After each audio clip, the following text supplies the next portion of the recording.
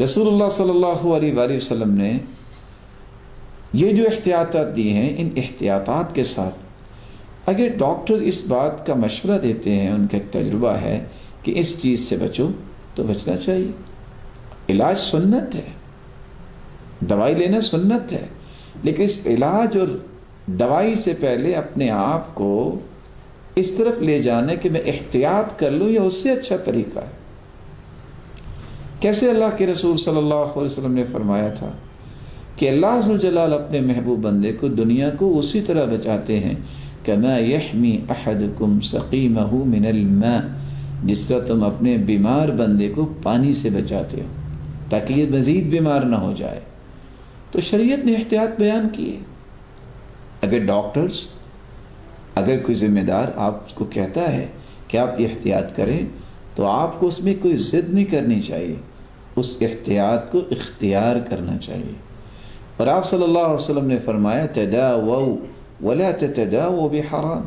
تم علاج کروایا کرو اور کسی حرام چیز سے علاج نہ کرواؤ، کیونکہ جس چیز کو اللہ نے حرام کہہ دیا ہے اس میں اللہ نے علاج نہیں رکھا، اس میں شفا نہیں رکھی۔ تو ہمیں ان ہدایات کو کبھی بھی پس پشت نہیں ڈالنا چاہیے، لیکن ان ہدایات کی روشنی میں اپنے آپ کو گھائل بھی نہیں کرنا چاہیے کہ اس قدر خوف زدہ ہو جائیں کہ پتہ نہیں موت آئی کہ آئی۔ احتیاط کو سنت سمجھ کے اختیار کیا جائے۔ تیسرا کام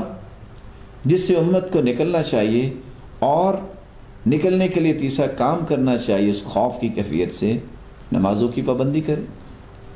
ایسے کام کریں جس سے اللہ تعالیٰ کی ضمانت ملتی ہے، اللہ تعالیٰ کی امانت ملتی ہے۔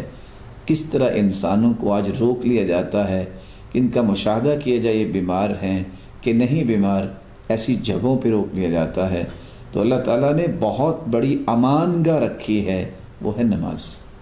من صلی الصبح فهو فی ذمۃ اللہ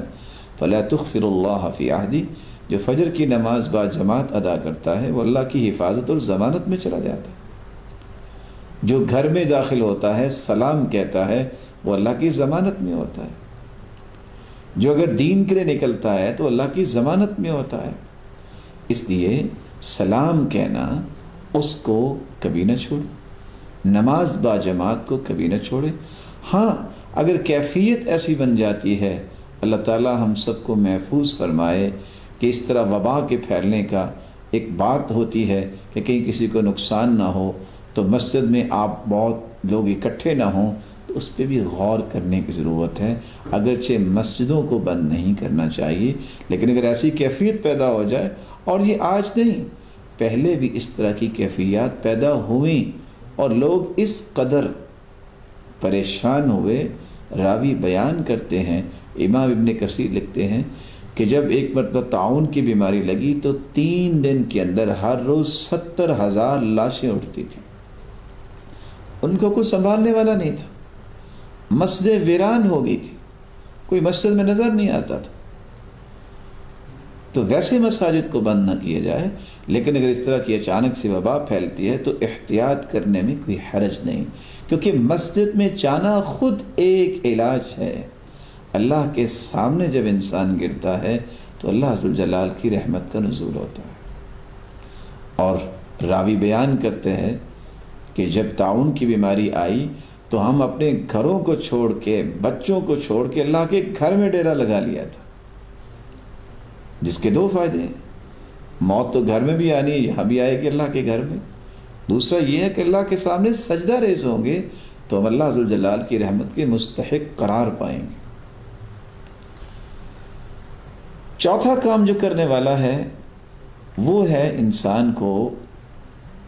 اللہ کے رسول صلی اللہ علیہ وسلم کی سکھائی ہوئے دعائیں جو ہے وہ صبح و شام ان کو معمول بنانا چاہیے۔ مثال کے طور پہ ایک دعا ہے، سنن ابی داود کی روایت ہے، جو 3 مرتبہ صبح اور 3 مرتبہ شام کو یہ دعا پڑھ لیتا ہے تو اس کو کبھی بھی کوئی اچانک بلا نہیں پہنچے گی۔ بسم اللہ الذی لا یضر مع اسمہ شیء فی الارض ولا فی السماء وهو السمیع العلیم۔ اسی طرح رسول اللہ صلی اللہ علیہ وسلم نے فرمایا، صحیح مسلم کی روایت ہے کہ انسان جہاں بھی رہتا ہے، کہیں رکتا ہے، پڑاؤ ڈالتا ہے، یہ دعا اگر پڑھ لے، اعوذ بکلمات اللہ التامات من شر ما خلق لم يضره شيء حتى يرتحل من منزله ذلك، جب تک یہ دعا پڑھ کے جہاں بھی رہے گا دنیا کی کوئی بھی چیز اسے نقصان نہیں دے سکتی۔ اسی طرح تیسری دعا جو انسان کو معمول بنانا چاہیے، کسی کو غم آئے، بیماری آئے، کوئی بیماری، سقم نکرہ ہے، والنکرۃ تدل علی العموم، کوئی بھی بیماری، انسان پہ کوئی سختی آ گئی ہے، کسی فکر میں مبتلا ہے، تو یہ دعا پڑھ لے، اللہ اللہ ربی لا اشرک به شیئا۔ صحیح الجامع کی روایت ہے، اس دعا پڑھنے والے کو رب تعالیٰ سختیوں سے ہی بچاتے ہیں اور فکر اور غم اور بیماریوں میں اس سے دور فرما دیتے ہیں۔ چوتھی دعا جو رسول اللہ صلی اللہ علیہ وسلم کثرت سے پڑھا کرتے تھے، جامع ترمذی کی روایت ہے، یا حی یا قیوم برحمتک استغیث۔ پانچویں دعا جو اللہ عز وجل نے قرآن میں اتاری ہے، یہ وہ دعا ہے جو سیدنا یونس علیہ السلام نے 3 اندھیروں میں کی تھی، رات کا اندھیرا، پانی کا اندھیرا اور مچھلی کے پیٹ کا اندھیرا۔ امت اس وقت خوف اور پریشانی کے اندھیروں میں ڈوب چکی ہے، اگر یونس علیہ السلام یہ دعا پڑھیں، لا الہ الا انت سبحانک انی کنت من الظالمین، یہ دعا پڑھیں، اللہ تینوں اندھیروں سے نکال کے انہیں لے آئیں، تو آج امت بھی یہ دعا پڑھے تو اندھیروں سے نکل سکتی ہے۔ اور حدیث کے آخر میں لفظ بھی یہ ہے، لم يدع بها رجل قط الا استجاب اللہ له، جس مصیبت کے لیے انسان یہ دعا پڑھتا ہے اللہ عز و جل اس مصیبت کو اس سے دور فرما دیتے ہیں۔ اگرچہ لوگ اس کو آیت کریمہ سے بھی یاد کرتے ہیں، یہ رسول اللہ صلی اللہ علیہ وسلم پر نازل ہونے والے قرآن کی آیت کی حصہ ہے۔ چھٹی دعا جو ہمیں پڑھنی چاہیے، اللہم عافنی فی بدنی، اللہم عافنی فی سمعی، اللہم عافنی فی بصری، میرے مالک مجھے بدنی اور سمعی اور بصری عافیتوں سے نواز دے۔ اور 3 مرتبہ صبح اور 3 مرتبہ جو شام پڑھتا ہے اللہ عز و جل اس کو محفوظ کر دیتے ہیں۔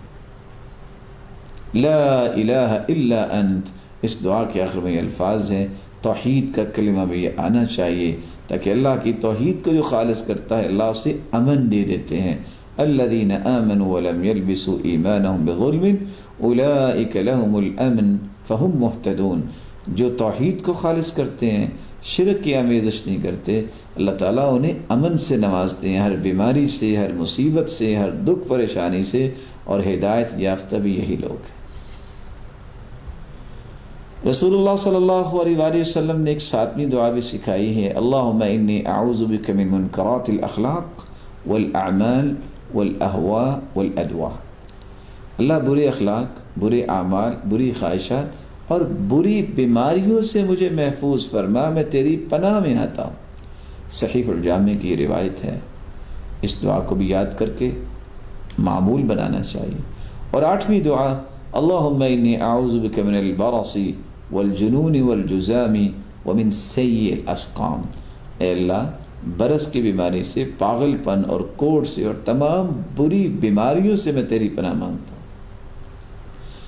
اللہ کے رسول صلی اللہ علیہ وسلم یہ دعا بھی مانگا کرتے تھے، اللہم انی اعوذ بک من زوال نعمتک، اللہ جو نعمتیں ہیں مجھ سے زائل نہ کر دینا، صحت کی بھی نعمت ہے اللہ مجھ سے چھین نہ لینا، وتحول عافیتک، اور تو نے عافیت سے نوازا ہوا ہے یا اللہ اس کو تبدیل نہ کر دینا، وفجاءت نقمتک، اللہ اچانک کی سزا نہ مجھے دینا، وجمیع سخطک، تیری ہر قسم کی ناراضگی سے میں تیری پناہ مانگتا ہوں۔ یہ دعا بھی کرنی چاہیے جو صحیح مسلم کی روایت ہے۔ 10ویں دعا رسول اللہ صلی اللہ علیہ وسلم نے امت کو سکھائی ہے کہ جو شخص کسی بھی غم یا مصیبت میں یہ دعا پڑھ لیتا ہے، اللہم انی عبدک وابن عبدک وابن امتک ناصیتی بیدک ماض فی حکمک عدل فی قضاؤک اسألک بکل اسم هو لک سمیت به نفسک او علمته احدا من خلقک او انزلته في كتابك او علمته احدا من خلقك او استأثرت به في علم الغيب عندك ان تجعل القرآن العظیم ربیع قلبی ونور صدری وجلاء حزنی وذہاب ہمی۔ اللہ کے رسول کا فرمان ہے یہ دعا جو پڑھ لیتا ہے اللہ اس کے غم کو خوشی میں تبدیل فرما دیتے۔ کس قدر یہ خوبصورت دعا ہے جس سے انسان کا غم خوشی میں تبدیل ہو جاتا ہے۔ آج امت کس قدر غم میں چلی گئی ہے، اور آپ صلی اللہ علیہ وآلہ وسلم نے فرمایا یہ دعا بھی یاد ہونی چاہیے۔ جب بھی کسی بیمار کو دیکھو تو یہ پڑھنا چاہیے، الحمدللہ الذی عافانی مما ابتلاک بہ وفضلنی علی کثیر ممن خلق تفضیلا۔ اللہ تیری ہی تعریف ہے، تو نے مجھے عافیت میں رکھا ہے اس مصیبت سے جس میں اس نے تجھے مبتلا کیا ہے۔ جب اس کو دیکھ کے پڑھے جو انسان بیچارہ بیمار ہے، اللہ اس کو بھی صحت دے، اور اے اللہ تو نے مجھے کتنی فضیلت سے نوازا ہے۔ یہ دعا پڑھنے والا اللہ ذوالجلال کے ہاں اتنا محفوظ ہو جاتا ہے کہ رب تعالیٰ اس کو اس بیماری سے محفوظ فرما دیتے ہیں جس بیماری والے کو دیکھ کے انسان یہ دعا پڑھتا ہے تو اللہ ذوالجلال اس کو اس بیماری سے محفوظ فرما دیتے ہیں۔